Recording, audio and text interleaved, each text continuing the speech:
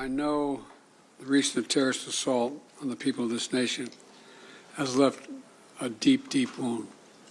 More than 1,300 innocent Israelis killed, including at least 31 American citizens by the terrorist group Hamas. Hundreds of young people at a music festival. The festival was for peace, gunned down as they ran for their lives. Scores of innocents, from infants to elderly grandparents, Israelis and Americans, taken hostage. Children slaughtered, babies slaughtered, entire families massacred. Rape, beheadings, bodies burned alive. Hamas committed atrocities that recall the worst ravages of ISIS, unleashing pure, unadulterated evil upon the world. There's no rationalizing it, no excusing it, period. The brutality we saw would have cut deep anywhere in the world, but it cuts deeper here in Israel. October 7th, which was a sacred Jewish holiday, became the deadliest day for the Jewish people since the Holocaust. It has brought to the surface painful memories and scars left by millennia of anti-Semitism and the genocide of the Jewish people. The world watched then, it knew, and the world did nothing. We will not stand by and do nothing again. Not today, not tomorrow, not ever. To those who are living in limbo, waiting desperately to learn the fate of a loved one, especially to families of the hostages, you're not alone. We're working with partners throughout the region, pursuing every avenue to bring home those who are being held captive by Hamas. I can't speak publicly about all the details, but let me assure you, for me, as the American president, there's no higher priority than the release and safe return of all these hostages. To those who are grieving, a child, a parent, a spouse, a sibling, a friend, I know you feel like there's that black hole in the middle of your chest. You feel like you're being sucked into it. The survivor's remorse, the anger, the questions of faith in your soul. Staring at that empty chair, sitting Shiva. The first Sabbath without them. They're the everyday things, the small things that you miss the most. The scent when you open the closet door. The morning coffee you shared together. The bend of his smile, the perfect pitch of her laugh. The giggle of your little boy, the baby. For those who have lost loved ones, this is what I know. They'll never be truly gone. There's something that's never fully lost. Your love for them and their love for you. And I promise you, you'll be walking along some days and say, what would she or he want me to do? You smile when you pass a place that reminds you of them. That's when you know. When a smile comes to your lips before a tear to your eye, that's when you know you're going to fully make it. That's what will give you the fortitude to find light in the darkest hours. When terrorists believe they could bring you down, bend your will, break your resolve. But they never did and they never will.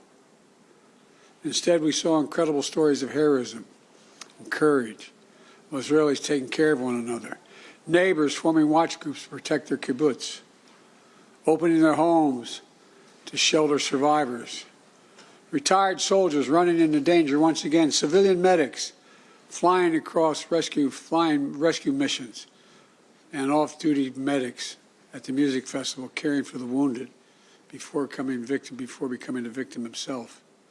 Volunteers retrieving bodies of the dead so families could bury their loved ones in accordance with Jewish tradition. Reservists leaving behind their families, their honeymoons, their studies abroad, without hesitation, and so much more. The State of Israel was born to be a safe place for the Jewish people of the world. That's why it was born. I've long said, if Israel didn't exist, we'd have to invent it. While it may not feel that way today, Israel must again be a safe place for the Jewish people. And I promise you, we're going to do everything in our power to make sure that it will be. 75 years ago, just 11 minutes after its founding, President Harry S. Truman and the United States of America became the first nation to recognize Israel. We've stood by your side ever since. We're going to stand by your side now. My administration was in close touch with your leadership from the first moments of this attack. We're going to make sure you have what you need to protect your people, to defend your nation. For decades, we've ensured Israel's qualitative military edge. And later this week, I'm going to ask the United States Congress for an unprecedented support package for Israel's defense. We're going to keep Iron Dome fully supplied so it can continue standing sentinel over Israeli skies, saving Israeli lives. We've moved U.S. military assets to the region, including positioning the USS Ford Carrier Strike Group in the Eastern Mediterranean, with the USS Eisenhower on the way to defer further aggression against Israel and to prevent this conflict from spreading. The world will know that Israel is stronger than ever. And my message to any state or any other hostile actor thinking about attacking Israel remains the same as it was a week ago. Don't.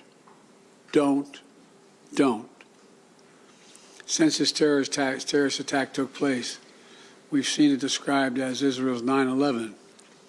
Though for a nation the size of Israel, it was like 15 9/11s.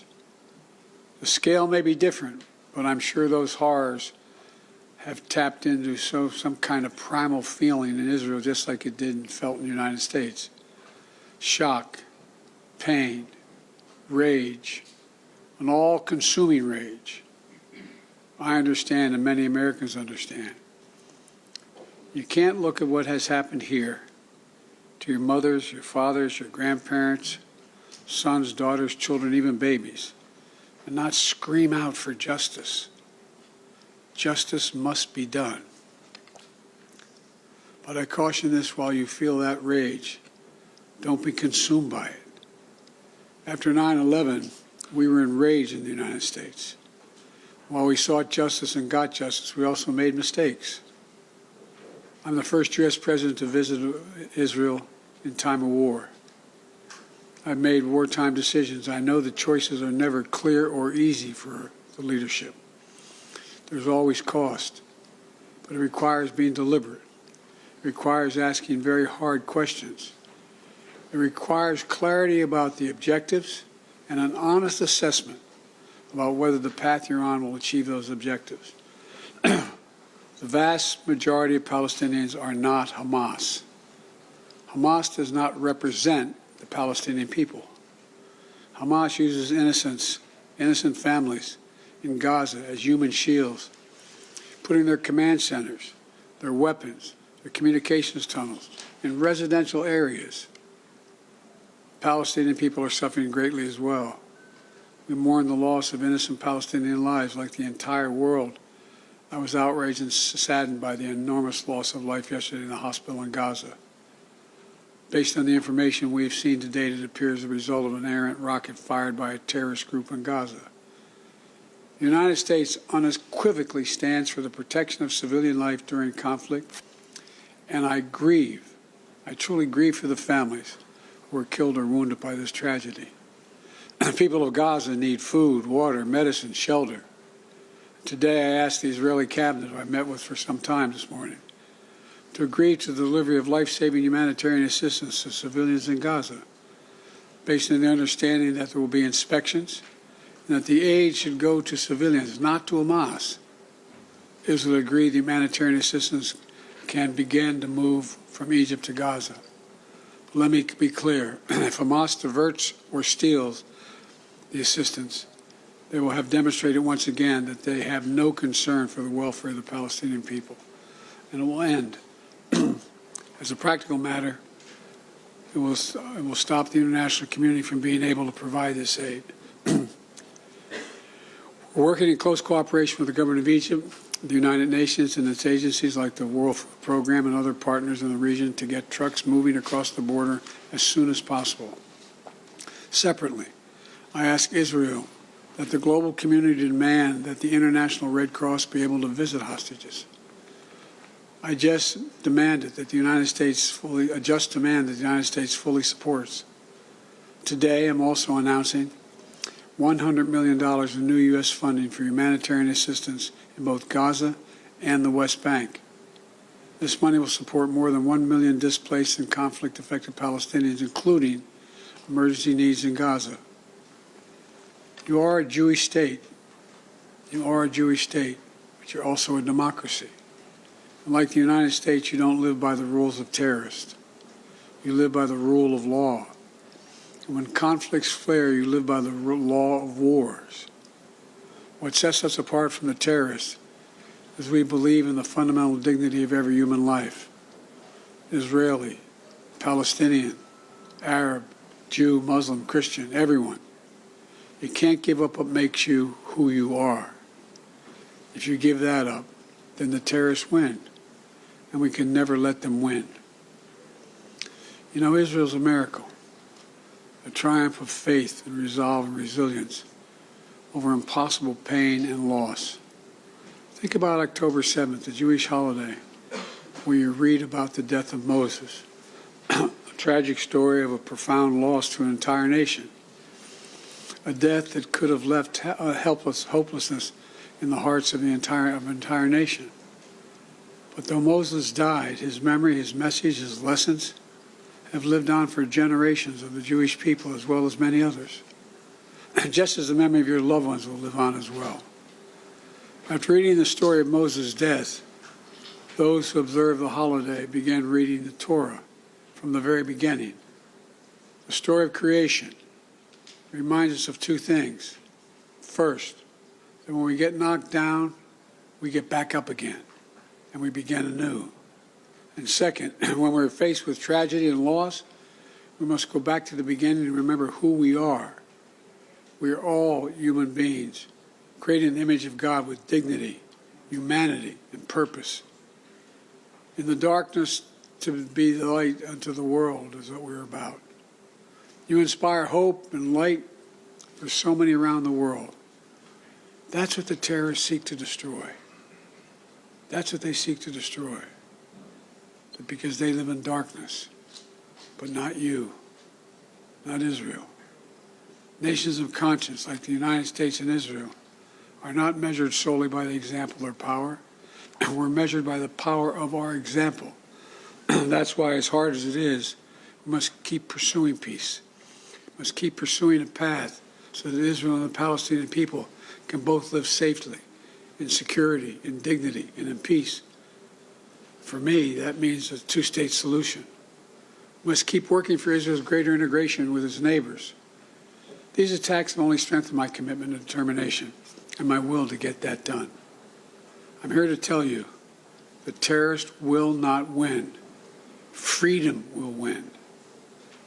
So let me end where I began. Israel, you're not alone. The United States stands with you. I've told the story before, and I'll tell it again, of my first meeting with an Israeli prime minister 50 years ago as a young senator. I was sitting across from Golda Meir at her desk in her office. And she had a guy who later became prime minister, sit next to me, just before the 1973 Yom Kippur War. And she flipped the maps up and down, telling me how bad things were and how terrible they were. All of a sudden, she looked at me and she said, "Would you like a photograph?" I looked at her. She got up from her desk and walked out into that hallway. I think it's marble flooring. Walked out in the hallway. We walked out and there were a bunch of photographers standing in front of us. We were standing shoulder to shoulder. Without her looking at me, she said to me, knowing I'd hear her, "Why do you look so worried, Senator Biden?" And I said, "Worried? Like, of course I'm worried." And she looked at me and she didn't look. She said, "We don't worry, Senator. We Israelis have a secret weapon. We have nowhere else to go."